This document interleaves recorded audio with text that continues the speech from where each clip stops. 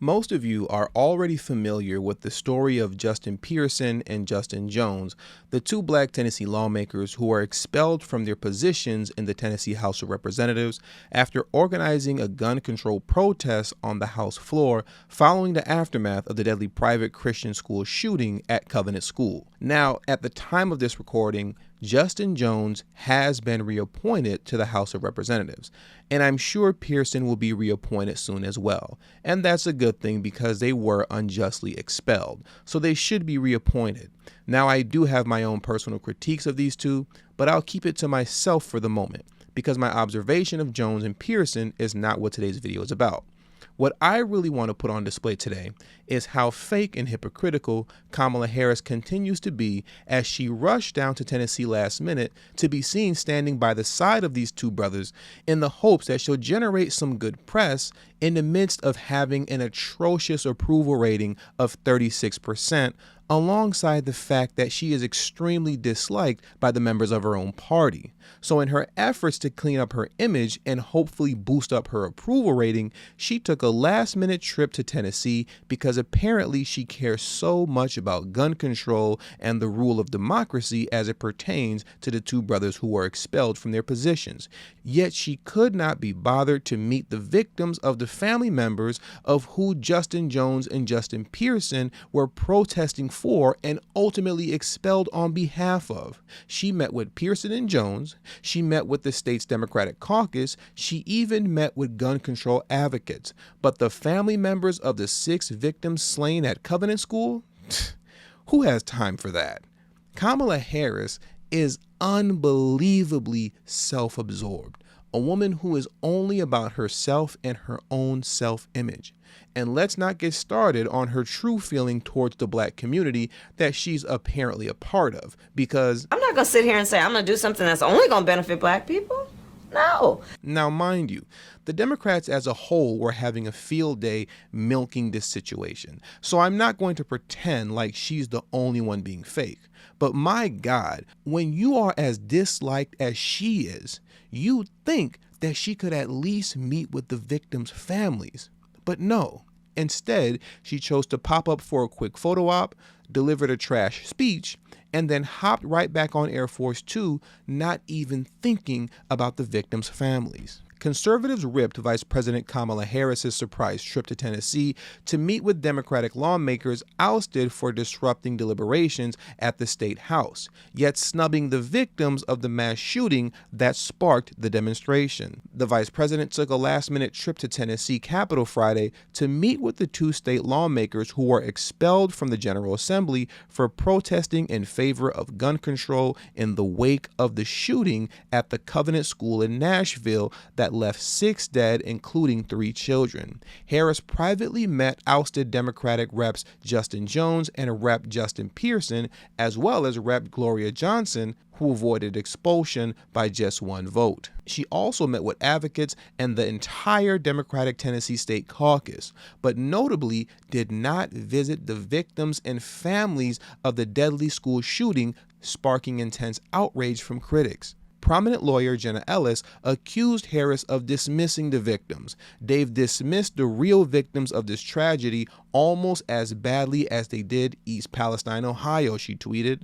A spokesperson for Harris declined to comment to the Post on why she was unable to meet with victims of the tragedy, where a transgender shooter opened fire inside a private Christian elementary school where she once attended. During her visit, Harris also delivered a fiery speech at the Fisk University Chapel, in which she condemned Tennessee Republicans for stifling free speech by removing their opponents from the legislature. Now, the Democrats are the last people who should be talking about the stifling of free speech. And it feels crazy even saying that, because I remember a time, as some of you all may remember, during the presidency of George W. Bush, when the left was the anti-war, anti-fascist free speech party. Do you all remember that during the Bush era? Bush Jr., that is. But now the roles have completely reversed, and now they are the pro-war, pro-censorship, you're not allowed to disagree with me or else I'll cancel you and take your livelihood party. Now, I know what some of you all are going to say in the comment section. You see, I knew TD was MAGA. This is a pro-GOP Republican channel. You know, it really isn't.